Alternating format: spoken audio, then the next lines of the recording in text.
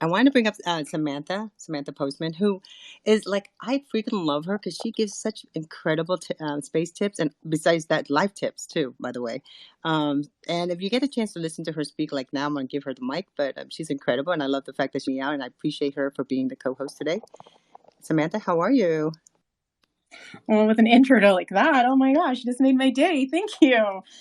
So, hi everyone, and well, I'm super honored to be here today. And I'm just going to tell a little bit of a story about how I got into Twitter Spaces. Just like many of you, COVID really changed my life. And for me, my dad actually ended up having cancer and having a long cancer journey during the layers of COVID. And so I lost him late last year, and I was kind of reeling from that, pivoting in my business. And so when Twitter came out with, I actually just joined Twitter pretty much in February, reactivated a dormant account that had like, I think 2 followers on it or something like that.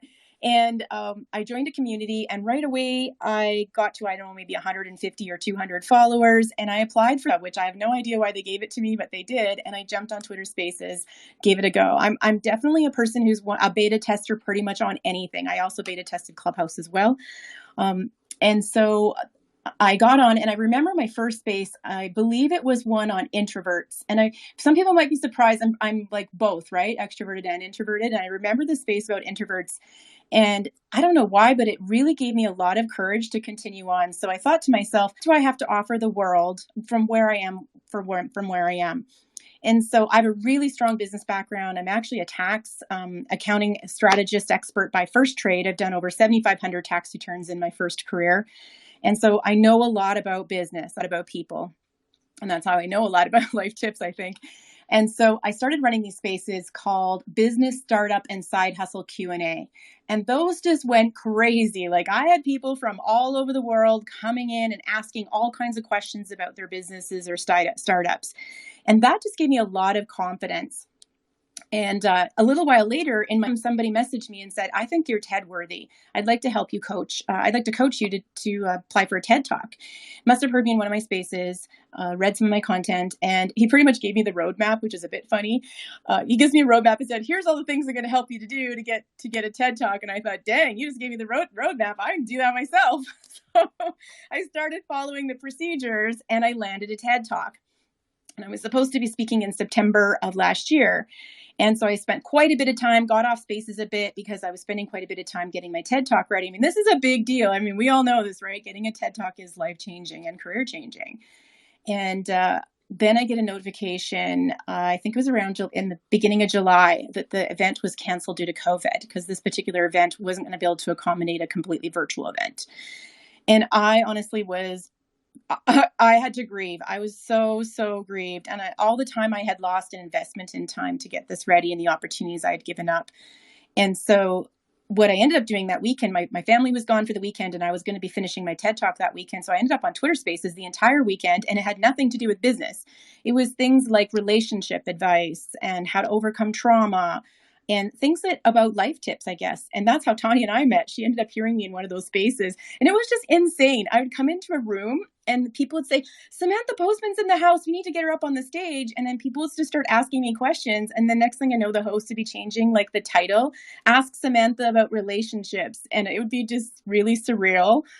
And so 3 hours of just people asking. I've been married for 27 years, and people wanted to know how I did that and how I survived a lot of trauma.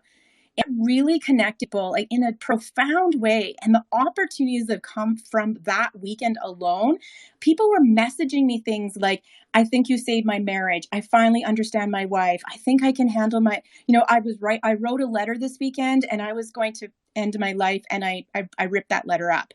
Like, it was so amazing that weekend. It was it was a gift after all the grief I was going through of losing the TED Talk. But was really profound, what came out of that, is that I got Philip Bogola, who's from the Digital Humanitarian. He's actually one of 16 in the world who was selected by the United Nations Foundation to submit a social good project. And so he's a United Nations Foundation endorsed by his project, and he approached me and asked if I would collaborate and work with him. And so I've been doing consulting and advising with him ever since.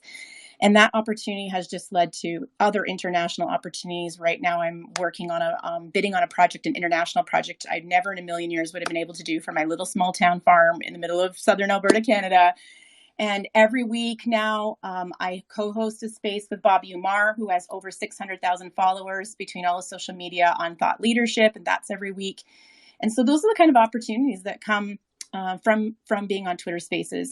I think what I love the most, and specifically for women, because there's no barriers. We don't have our credentials don't matter really, as long as we have good experience, we have something of value to bring to the audience, and we can help others. That's really the prerequisites. It doesn't matter what you look like, your economic background, where you live. None of those barriers are there. It's just voice. And so that's what I love about it, because it's just straight on voice and straight on connection.